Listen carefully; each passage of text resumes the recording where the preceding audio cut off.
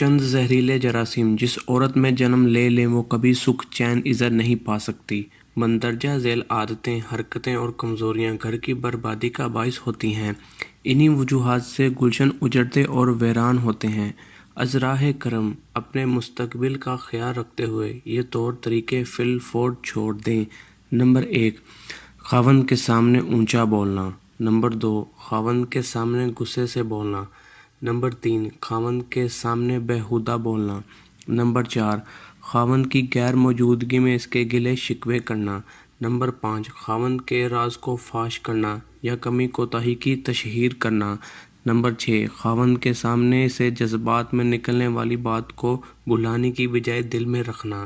Number 7، میکے جا کر اپنے والدین یا بہن بھائیوں کو گھریلو حالات کے متعلق 1 کی 2 اور 2 کی 4 بنا کر سنانا، بھڑکانا اور اشاروں پر چلنا۔